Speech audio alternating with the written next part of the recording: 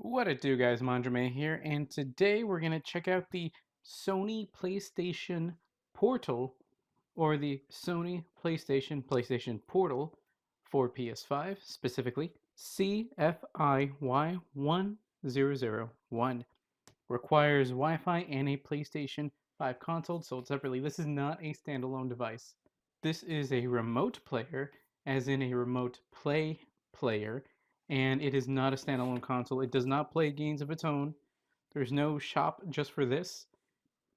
Basically, if you can play it on your PlayStation 5, you can play it on this, aside from any like VR games. And I don't think there's any media, although there is a media tab in the thing, so maybe that's just it emulating the screen. I doubt there's any ability to actually play back like Hulu, like streamed from home. I doubt that's a thing. See the top here, scan to find out more, and then not a whole bunch else. Top here, scroll down.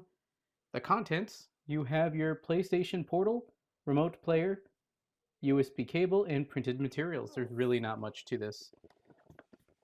Just some spiel. The other side, PlayStation logo, and that is compatible hardware is the PlayStation 5, and that is literally it. Looking at the back, okay, I was gonna say, I was interested when I first saw the front of this thing. Like, wow, they use this game to kind of showcase it, and I was thinking, well, wouldn't a smarter one be like God of War or maybe Horizon Zero Dawn or, hear me out, Spider-Man? But on the back, that's actually what they did. They showcased, hey, one thing that you can play on here and probably will be playing on here because it's a single player game opposed to multiplayer is Spider-Man, specifically Spider-Man 2, although there is a Spider-Man PS4 upgraded remaster that is native to PlayStation 5 that you can play with this, although you can also play the PlayStation 4 version as well. Put your PS5 in the palm of your hand, so which is kind of again like a Spider-Man reference. Power of the was it the power of the sun in the palm of your hand? Let's see, your handheld gateway to your PS5 games. Get access to your games on your PS5 console over your home Wi-Fi, letting you jump into gaming without the need to play on a TV. Then that's other languages. Play your game collection, which is kind of what they said there. Play compatible games you have installed on your PS5 console, including your favorite PS5 and PS4 games. Then there's probably like an asterisk about no VR. Experience breathtaking immersion. Feel the incredible immersion of haptic feedback and adaptive triggers in supported games. One of the coolest things about the DualSense controller is that it does have like that feedback, that adaptive trigger. Like if you're trying to kind of pull back a bow, you feel the tension, right? And that's really cool. And then haptic feedback, you have rumble, and that's also compatible with this, which is cool.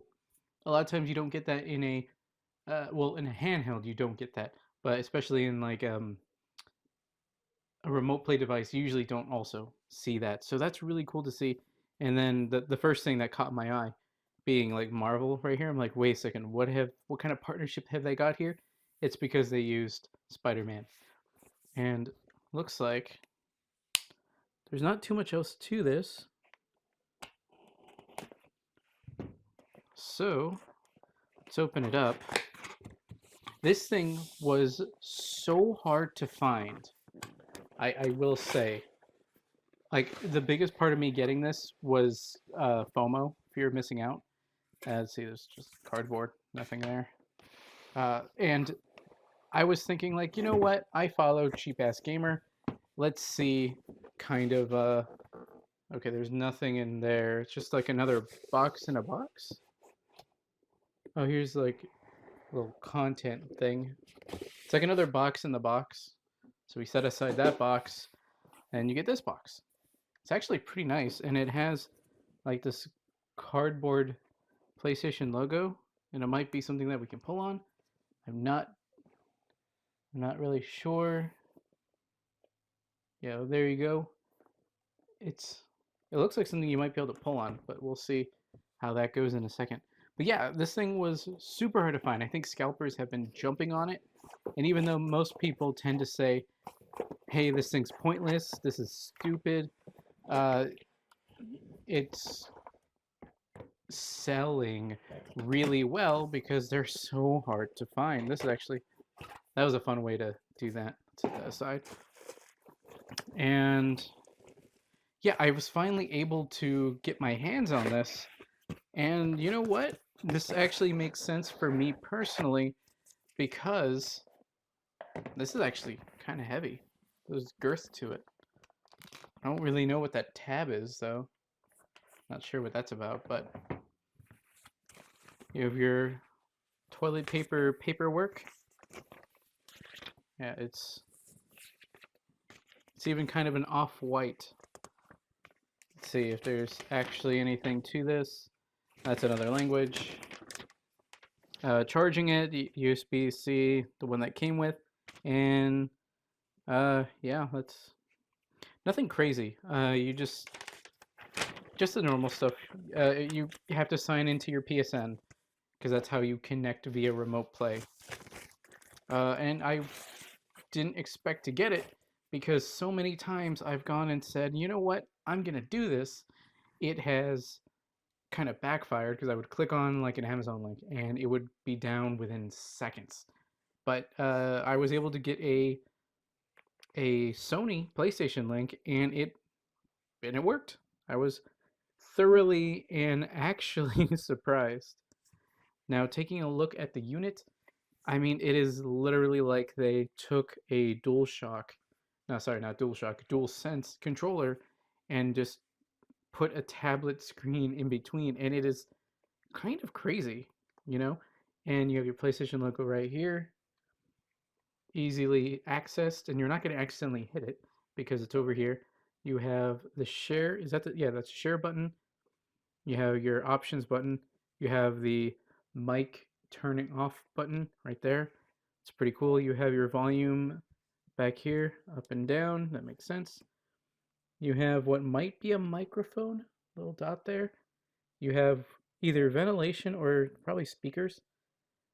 Then you have, I don't know what that button, it might be like a connection button. And then you have your power button, which is fairly large. It's a fairly long button.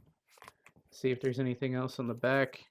No, it legit just it makes it look even more. Okay, maybe that's the mic down there, and then you have USB-C port right there, and then you have a headphone jack there. Yeah, headphone jack, USB-C, what looks to be a mic, and then it's pretty. It's not heavy. It's a little light, I would actually say.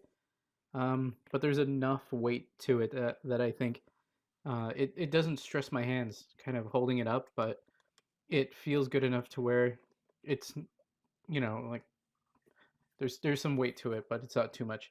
It's definitely got the aesthetic of the PS5, and the thing for me specifically that this thing will be really good for is the fact that the my room uh, does not have the PS5 in it, right? The Xbox Series S is in there, and I don't typically want more than one in the same room because I can just go to another room, personally speaking. And I like having their apps available in different rooms and to be able to watch something like Netflix or Hulu, Disney Plus, whatever, on those devices. And I have the Series X here because it can play Spectrum, and so I don't need a cable box in the room, and it saves money every month, and it's great. It also has more of the games I've been playing more recently, so it makes a little more sense for me personally. And uh, PlayStation, there's usually games in general. There's usually one or two that I want to play at a time, and you know what? I can just leave that in the console in the other room, have it connected, wired. Wired is always going to give you um, your best chance at having a good remote play experience. I have tried Xbox Remote Play, and it with the console, there's a little bit of latency, and sometimes the controller is weird. I've tried stuff like the what is this 8-bit Do SN30, I think, SN30 specific Xbox controller with like a phone. And the cool thing is that these triggers are actually um, triggers, right? They're not just buttons, and that's cool. The only problem is, for whatever reason, my device like reads the LT as the options or start button or something, and it just like this should work better, but it just doesn't because it doesn't read the inputs right. So I'm thinking I have to like downgrade it. I think that was like an issue. So I have to play around with that and make that work. Alternatively, you can just use a straight up Xbox controller, which I do have. You can also just straight up use an Xbox controller. And I actually haven't given this too much of a shot, but this is another option that you have. For PlayStation, there is a couple options. I think you might be able to connect to DualSense. I'm not exactly sure, but honestly, you might be able to use one of these. I'm not certain. But this is as close as getting one-to-one as you're going to get, and it feels nice. It looks great. And does it have any charge?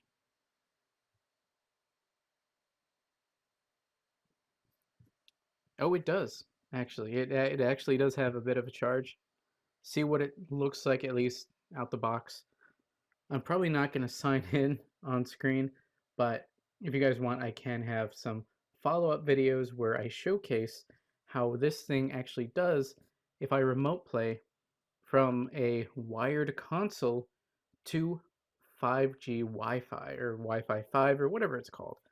Whatever games you guys want to see Wi-Fi played, I can definitely do, and it's kind of what that sounds like. And you know what? It's kind of just the PlayStation, I think. It's gonna find my network. Yeah, I just have Nest Wi-Fi and still have my PS3 up. I'll let you guys know how it is and show you how some games play. Spider-Man is going to be a fun one, and a few others. Whatever you guys want to see, let me know in the comments below. Well, guys, that's it for the Sony PlayStation Portal. Okay, real quick, I just wanted to point out that there is software on this thing, so it's more than just remote play, I guess, or they can improve upon it. This came out, I think, in 2023. It is currently 2024, and I don't know what the upgrade or download entails, but it's 145.9 megabytes, and it took very little time on my Wi-Fi, and it is currently installing. So there's some sort of like operating system and memory on this thing, and if I'm not mistaken, a group has already been able to hack it and let it play PSP games. I think it's Android based actually, so there might be more potential in the years to come. Right now, it is purely to be considered a remote play device. If you want to stay up to date on my videos and live streams on both YouTube and Twitch, check out links in the description below. Like, comment, subscribe, and consider joining. And that's all for now, guys. Manjoume out. And if you're looking for a podcast to listen to and you want to learn more about the Spider-Man of the future, Spider-Man 2099, check out my podcast, Accelerated Visions, a Spider-Man 2099 podcast. But if DC is more your thing, then check out Water Damage, an Aquaman podcast where you can learn more about the ruler of the seven seas.